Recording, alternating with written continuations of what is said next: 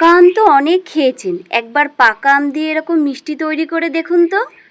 নমস্কার বন্ধুরা, নতুন একটা রেসিপি দেখার জন্য আপনাদের সকলকে জানাই স্বাগত। আজকে পাকা আম আর সুজি দিয়ে দারুণ একটা মিষ্টি রেসিপি আপনাদের সাথে শেয়ার করব। আপনারা প্রথম থেকে শেষ পর্যন্ত পুরো ভিডিওটা দেখতে থাকুন, আশা করি খুব ভালো লাগবে। তো চলুন রেসিপিটা শুরু করা যাক। এখানে আমি পাকা আম নিয়ে নিয়েছি, এখান থেকে একটা আম আমি ছুলে নিচ্ছি।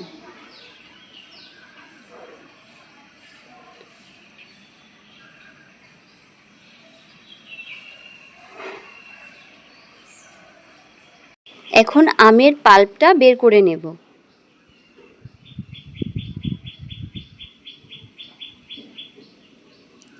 আমের পাল্প আমি বের করে নিয়েছি। এখন একটা কড়াই বসিয়ে হাফ বাটি সুজি দিয়ে দিচ্ছি, হালকা করে ভেজে নেব। হালকা করে ভাজা হয়ে গেছে, এই দেখুন। এখন আমি 1.5 বাটি জল দিয়ে দেব।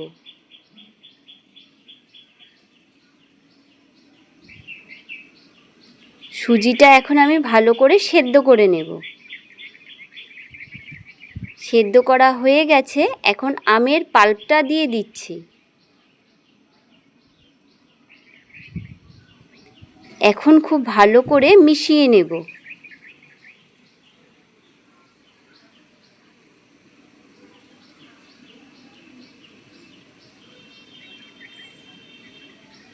দেখুন একটা ডোয়ের মতন হয়ে গেছে। এখন একটা থালার মধ্যে নামিয়ে নিচ্ছি। নামিয়ে একটু ঠান্ডা করে নেব। হাতে একটু ঘি নিয়ে নিয়েছি। এখন খুব ভালো করে সুজিটা মেখে নেব। খুব ভালো করে মেখে নিয়েছি। এখন মিষ্টিগুলো তৈরি করে নেব। আর আজকের মিষ্টিগুলো একটু আমি লম্বা লম্বা করব।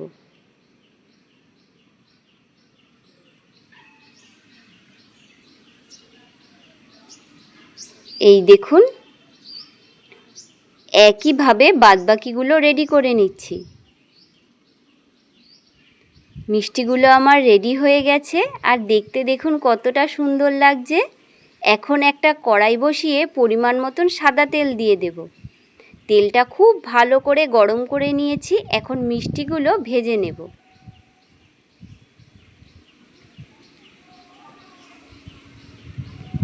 এক পিঠ লাল হয়ে গেছে, আর এক পিঠ আমি এখন উল্টে নেব।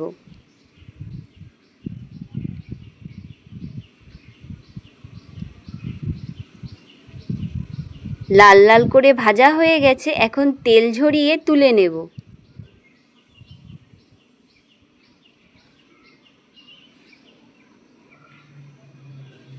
এখন চিনির শিরাটা আমি রেডি করে নিচ্ছি। 1 বাটি জল দিয়ে দিচ্ছি, পরিমাণ মতন চিনি দিয়ে শিরাটা খুব ভালো করে ফুটিয়ে নেব। খুব ভালো করে ফুটে উঠেছে। ভেজে রাখা মিষ্টিগুলো এখন দিয়ে দেব। দিয়ে 2 মিনিটের জন্য একটু ফুটিয়ে নেব।